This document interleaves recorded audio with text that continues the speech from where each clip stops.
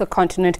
We have in our Cape Town studio Sisanda Mbolegwa, as well as here in Johannesburg, Louis Okon, Tato Mulamu and Obakeng Lesiani. Let's talk about, and I know, Obakeng, I notice you're very passionate about this, the issue of social exclusion, limited means in being able to influence leaders, in not only listening to you, but holding them accountable. Yes, so I think one of the biggest problems is that a lot of political education is just done with, as if people understand how to partake in like political systems. And what that does is it really favors a lot of, favors a lot of people currently holding power. Example is, since 1994, the voter turnout has drastically gone down. And what that means now is that to get a seat in a South African parliament, you need 0.25 of the total vote, right? And what that means is if less people vote, it's a lot easier to get people a seat in parliament. But a lot of people sort of don't understand sort of the dynamics of just voting. How do you even get to voting? Stages of voting. Who do you vote for based on what? And then I think a lot of democratic work, because of lack of political education, ends at the voting. But the work actually begins after the voting. And I just argue that that lack of political education has been some of the biggest barriers in enabling people to partake in democracy. And Louis, I'm wondering then, is it a problem of uneven and outdated curricula at schools or even institutions of learning, whether it's higher education, primary, etc.? Well, I think that the problem is that many people don't understand what their civic responsibilities are, because their curriculums don't cater for these things. In Nigeria, for example, we've been given the opportunity to have a topic called civic education, where people actually learn about things like political apathy, political engagement or political participation and those types of things. Well, do I think they help? I think learning about those things help up to a certain level.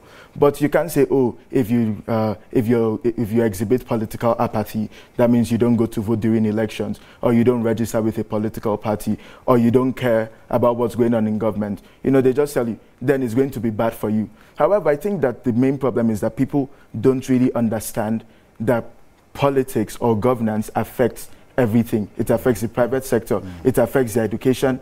It affects even your breakfast, because if the Ministry of Agriculture, the Department of Agriculture does something bad, you might not have food, And I think when people understand this, then we're going to be able to make progress. I've had seen very many cases of people saying, like in the 2015 elections in Nigeria. At that time, I was only 14 or 14, but then I'm like, are you going to go and vote? Let's say I'm at the barber shop. Then he's like, no, of course I'm not voting. Mind you, this guy is like 22, 23. I'm like, why? He's like, because they are not going to do anything for me, except somebody gives me some money or, gives me 3 cups of rice. So that speaks to the policies in place not in any way linked to the challenges that the youth face. Well, yes. Tato? Oh yeah, no, I think I agree, right? And to a certain extent also, it's taking advantage of this thing called the battle of the stomach, because now once the stomach itself is now speaking a different language, then you react differently to the external forces. And of course, in politics and especially even in Africa, it's been a thing where you take advantage of the poor. Right, and you were talking about it also earlier, is that individuals don't know their civil duty, the reason why they are there. For them, when they come in, they're just looking just for a blanket. How do I cover my kids? Forgetting that there's a whole generation that you also need to kind of educate. The curriculum itself, I think it's been very outdated. When you look at our school systems, what we are teaching, it's still 1960s, 1950s. That's like first industrial revolution. You know what I mean? But then I think I also argue that we are now at the point where we have to question, why do we educate? What is the purpose of education? Is it to merely give someone tools to understand their current reality, or to empower them to be able to transform it? And I argue that once we sort of begin to have that conversation about what does it look like for you to understand your so-called reality and be in a position to transform it, then we can begin to build. But a lot of conversations happening right now it's about understanding. Okay, Susanna, I'm going to come to you in just a moment, but I do want to continue the train of thought with you, Tato, about the risk of manipulation by the politicians or political actors. I mean, in your endeavors, have you found greater support or less, dependent on where the powers, the powers that are might want to lead you? I think, looking at the creative sector alone, there hasn't been a lot of support. And I understand the reason, because of once you kill arts and culture in a country, you've kind of like killed the whole culture of the country. How we behave, how we see life, our food, our culture. Yeah, just consciousness. So they understand that the power of arts and culture, the power of television, the power of radio, it's immense, right? Even books, literature. I went to watch a play at the Market Theatre, I think How Full the Sky Doesn't Fall. And it just speaks about the power of just eating. You come into political power and all you just want is to eat, eat, eat, eat. And then what you then do is that you prey on the poor, because if you know that the poor is always that battle, that conversation with the stomach. Right? So what you then do is then you give T-shirts. After T-shirts, then you give then a hamper.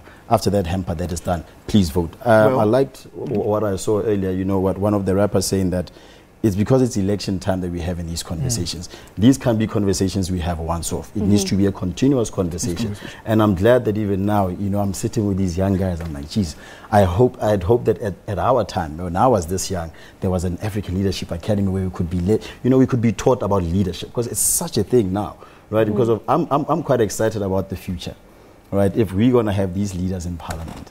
I'm very, very excited. Well, let's talk to another leader who's in Cape Town, Sisanda. I'm wondering now about unresponsive institutions, what your experience has been with that, because part of the problem, part of the challenges that young people face is that unresponsive institutions. Could you please repeat that question? I'm talking about unresponsive institutions. What has been your experience of that?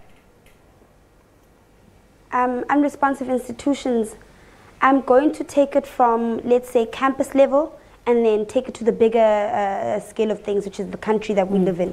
So at campus level, the highest decision-making body about what gets to happen in the university space is the University Council. And if you look at the composition of that council, students are highly underrepresented rather, right? We only have the SRC president and the postgraduate chairperson of students, right? So there's two of us amongst a group which has predominantly I think I'd say about 12 or 13 to 20 other members, right, which are from different stakeholders in the university, one representative of workers, the vice chancellor, etc., etc. But you find that when there are discussions made such as fee increments, obviously the people that are going to reject the fee increments because our students cannot afford are myself and the postgraduate chair. The workers' representative understands the plight of the students, right? But at the same time, they're not going to vote with you because they care about their salaries going up as well. And should they want a salary increase, it impacts on fees going up as well. And everyone else in University Council thinking, people from academia saying want bigger labs, want better chemistry material, therefore we're going to increase fees. So I think we need to speak of the representation of students and equate it to, because it can't be that myself and the postgraduate chair represented 8,000 students, but in a room of 20 council members, you only have 2 of us. So that then speaks to how decisions get made in the university space. It speaks to how our students are represented, whether our voices are heard or we're just placeholders because the Department of Higher Education and Training mandates universities to have that space for student voice. When we go to the country at large, I think the Parliament is the one entity that is entrusted by the Constitution to craft policies that seek to change the way things look in the country and to structure redress and things like that. So if you look at Parliament and what decisions get passed in Parliament, it makes sense to look at the demographic of Parliament. It's only old people. There are no young people there. There's no young blood there, which then speaks to how adequately are we being represented there. I understand it's well worth having seminars that seek to understand what are young people's problems, but they can't just happen in the month of June. They really can't. We exist for the other 11 months of the year as well, and our issues and our problems persist throughout the year. Okay. Also, those talks and seminars that get to take place, how far up the chain do they go? Do they seek to actively change policy? Do they seek to actually have a change in our situations, in our lives?